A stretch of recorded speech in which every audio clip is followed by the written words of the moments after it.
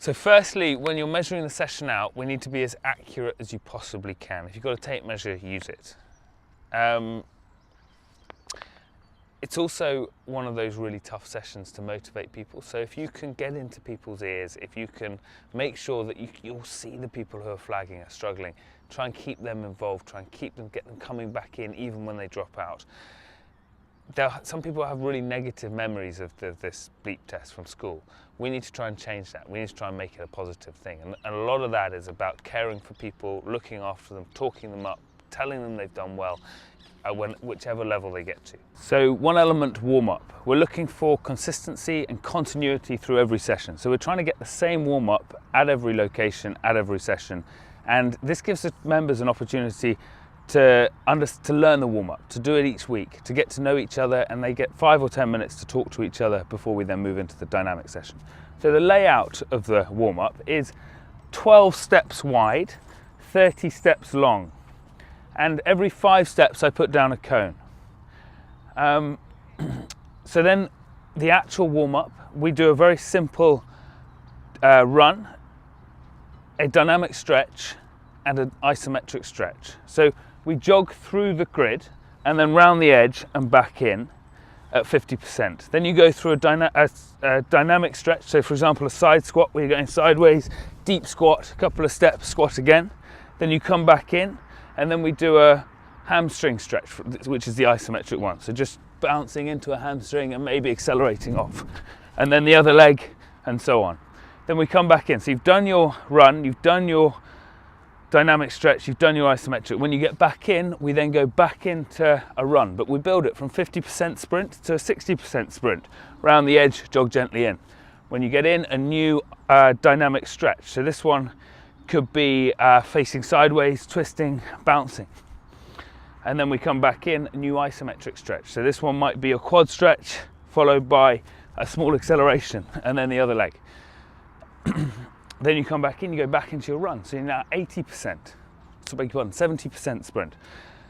We need a dynamic exercise, so maybe a walking lunge with a stretch. So first off, just stretching the hips each side, and then maybe you go into a lunge with a twist, so lunging and rotating. And then further forward, you're going lunge and lift. Back in, another isometric exercise. So this time you might do not entirely isometric, but maybe a high kick. So just stretching the hamstrings off and kicking back to get the hip flexors, and so on. Around the edge, back in. We're now into 80%. See, 80% sprint through, new dynamic stretch. This time maybe side squats the other way, or twisting the other way, or changing directions. Back in, new isometric exercise. So this is high knee over a hurdle, for example. A couple of steps other leg. So just trying, not necessarily isometric, but just taking it a bit more gently. Come back in, 90% sprint. Back in.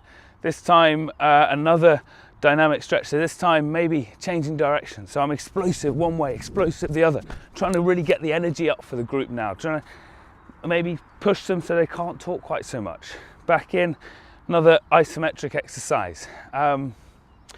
This one could be, again, actually, we'll go back into a sprint. So build the sprint up to 100% sprints here, and then finish with the last rotational exercise, and so on. So you really need to get the whole body working, building in intensity, 3 or 4 sprints at the end. This whole warm-up should last about 12 minutes every single time. Then we come off, we circle the group up, we dynamic exercise, so just rotating the hips and twisting the upper body, getting low.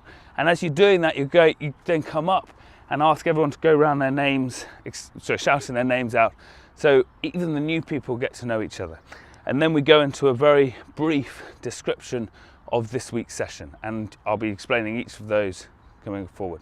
Okay, so we're not going to beat about the bush. This week is the Bleep test, but it is truly one of the great fitness tests of all time. It has been used for 50 years in schools and colleges and sports teams across the globe to keep people fit. This is the type of session that really makes us stand out as a group of members and a group of people who can challenge ourselves and push ourselves as far as you can. Now, the Bleep test starts very easily. it begins to build up in the centre, but the only truly challenging section is your last probably 10 or 15 efforts. Set a distance that you feel you can get to mentally and reach it, and then maybe try and get to the next level. Good luck, go for it.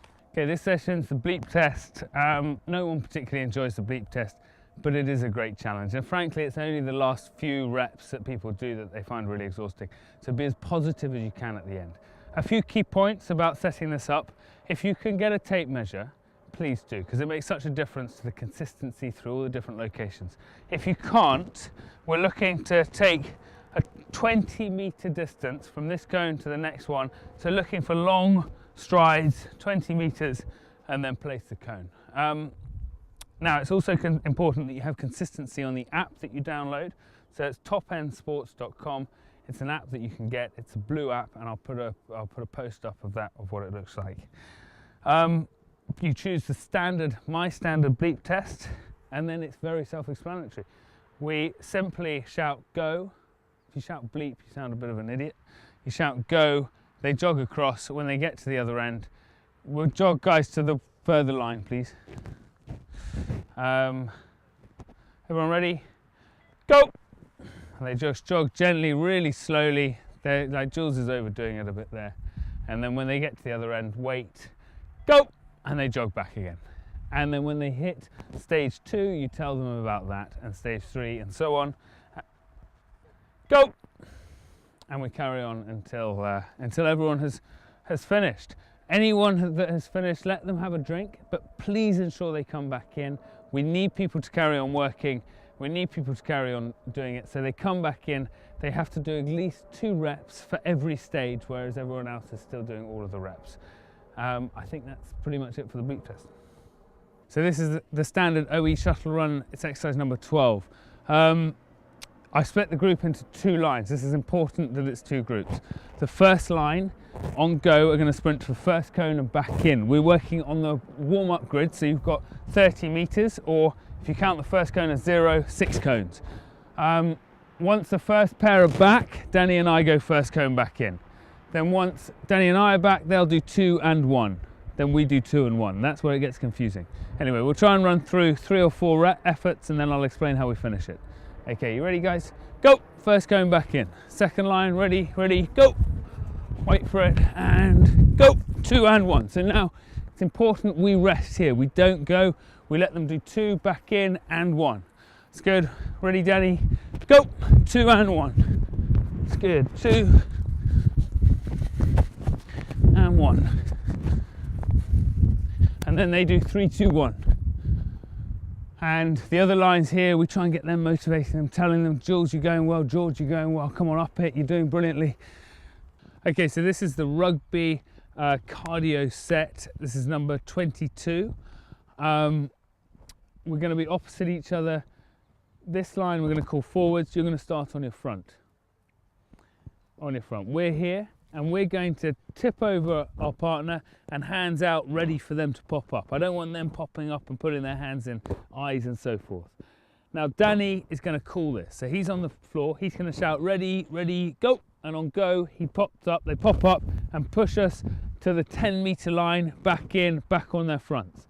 Then Danny calls the same thing, ready, go, and pops up, and we're going to do this 5 times. We're only going to do it twice for camera, but you'll do it 5 times on the session. Okay, on your call, Danny. Ready, go. Let's get drive. Good, mate. Back in hard. On your front again, please. Back on your front. Ready, go. So he's waiting for the whole line to get in, and he does it a second time, and he would normally do that 5 reps. Stuck in the mud. A great fun game. Again, a kind of school game that you play in the schoolyard. You don't need quite such a big pitch for this, but bigger the better again. You maybe have 2 or 3 people who are it effectively, and everyone else is not. The people who are it have to catch everyone else.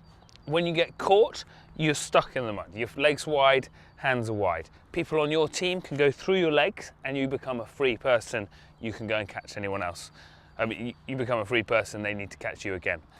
I tend to get them to work for about 2 or 3 minutes. It's very rare for them to catch everybody. And you can sometimes come back to the same game with a different group of people trying to catch and maybe record how many people are caught at the end, that sort of thing. Good fun, light-hearted, particularly good if you've got some younger members involved. So we've come to the end of the session. We're looking to do a cool down or a stretch. A cool down, you might want to do a reverse shuttle run, so you go 100% to the longest cone and then decrease in energy as you come down. Then we're hit about 55 minutes of the session. We've got a 5-minute stretch. Frankly, it doesn't have to be that good. You can explain to the members while you're stretching that actually isometric stretches are best done when their muscles are cold.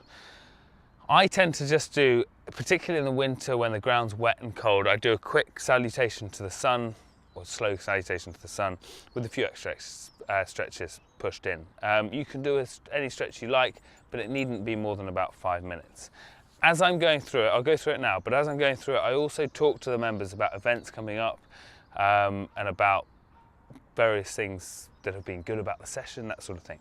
So I tend to ask them to legs wide, roll forward, forehead touches the grass. Obviously you can't get anywhere near the grass, especially if you're as inflexible as I am. Then hands hit the ground, feet go back, hips go high, chin goes low. Stretch that and hold that for longer than I'm going to do it, but not too long. Then hips go high, chin high. That's good. Then I go hips high again and just walk it back until I'm hanging again between the legs. Then I look to go wide and stretch an adductor out. And if you can push them low on that one, even better. If they're struggling with this, on one knee, leg out to the side. Then I come into the middle and the other side. All the time I'm talking to them about events coming up, what's going on at training, who's done particularly well during the session. And maybe I'll do a glute stretch as well, so bring the knee across to one hand and just drop into a glute stretch. Then the other leg, and so on.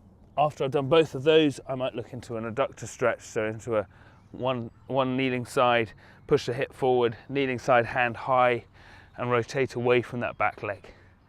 And again, holding for 30 seconds or so. While I'm in this position, I might go into a hamstring stretch.